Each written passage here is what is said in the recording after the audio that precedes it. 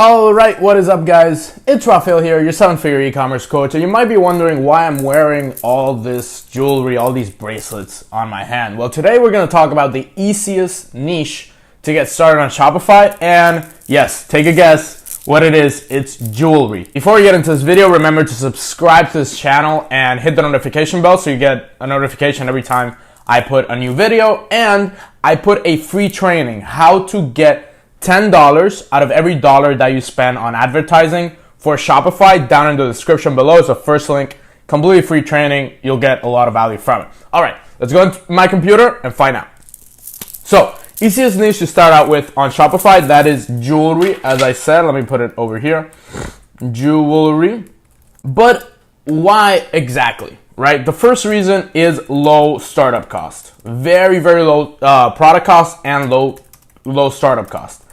The reason why is because, for example, when I first started selling products like this costs you about 80 cents to $1 to $2 to get from AliExpress. And if you make it yourself, it's even cheaper. I have one of my students that's making $15,000 to $20,000 a month selling bracelets and cuffs and rings that he makes himself, and he manufactures here in the United States, and he ships them in 1 to 2 days. So low product cost. 2, you can source locally and ship fast.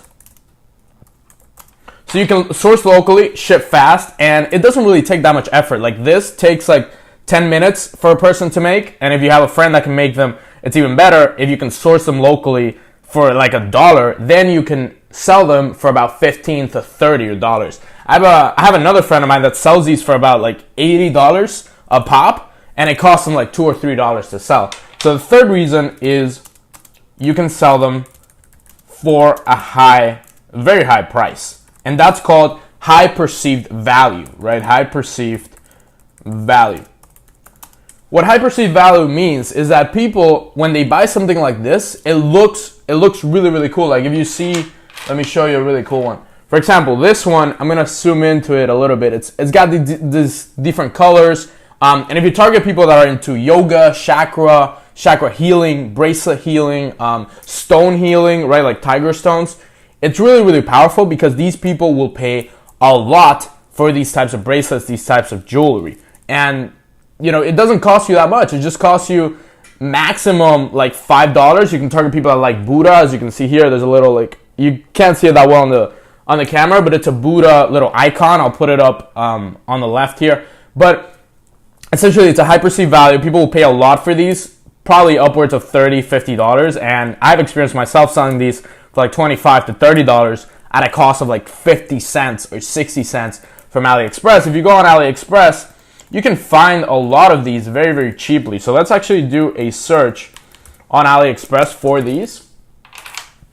For example, chakra bracelets are a really, really good one because people that are into chakra healing, you know, yoga, spiritual healing, spiritual aromatherapy, they absolutely love these. And some of these, you can put essential oils on them. So you can sell the bracelet up front, and then the upsell can be an essential oil to put on the bracelet. So that's why I love jewelry. It's like, it's the best. It's customizable as well. So let's actually go for chakra bracelet right here on AliExpress. And the fourth reason is customizable. And then you can sub-niche.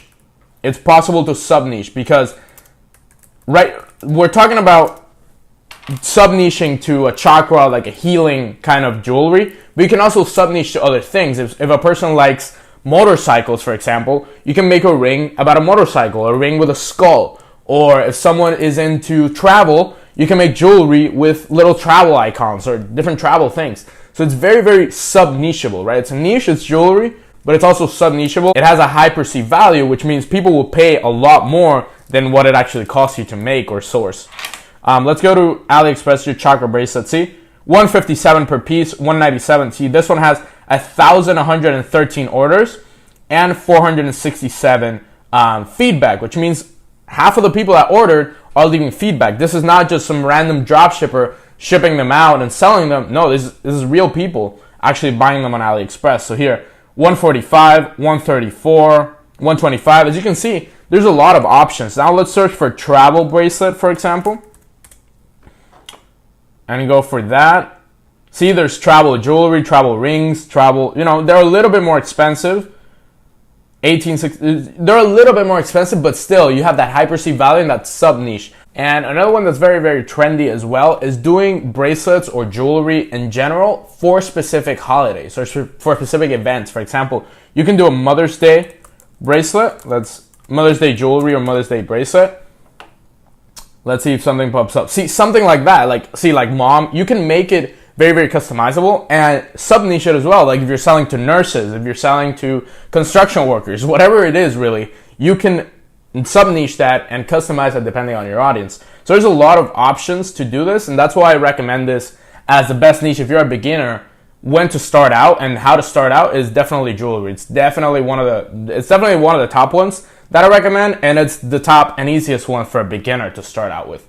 Then as far as the fifth one, you can, with a really good looking brand and a good looking site, right? Good looking brand and a well put together site, you can essentially look like a legitimate company, like a legitimate business that does this on a high scale, even if you're just starting out, right? Some niches are really, really hard, like outdoor gear, for example. I see a lot of people getting into that, and they start up a shop, and it really doesn't compete against all the outdoor gear companies.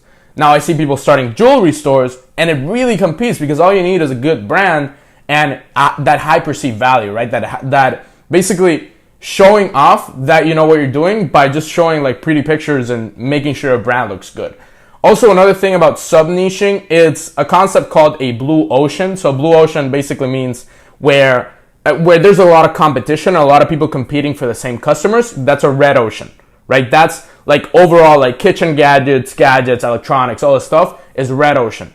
A blue ocean is where there's not that many competition. There's not that really many competitors, but there's a lot of demand. A lot of people want that product. Then you can do jewelry and customize that and sub-niche that and then create your own blue ocean, right? Let's say you make bracelets for example, one of my students, he makes bracelets for a specific religion. Nobody can compete against that. The only way they can compete is if they do bracelets for that specific religion too. And that's extremely niche, but there's millions of people in each religion, billions. So he can sell to that niche market and absolutely dominate it. So that's something really, really huge about this, is that you can sub-niche and absolutely dominate and create your own blue ocean, right? That's about it today, guys. Thank you so much for watching this video. Again, I want to invite you to a free training, how to make $10 for every dollar that you spend on advertising on Facebook, Google, and Instagram, how to combine those three to absolutely crush it 2019. If you haven't subscribed to this channel, subscribe. I want to get to 10,000, 5,000, whatever it is. I just want to impact more people and help more people, with Shopify and with dropshipping. Thank you for watching. I will see you in the next one.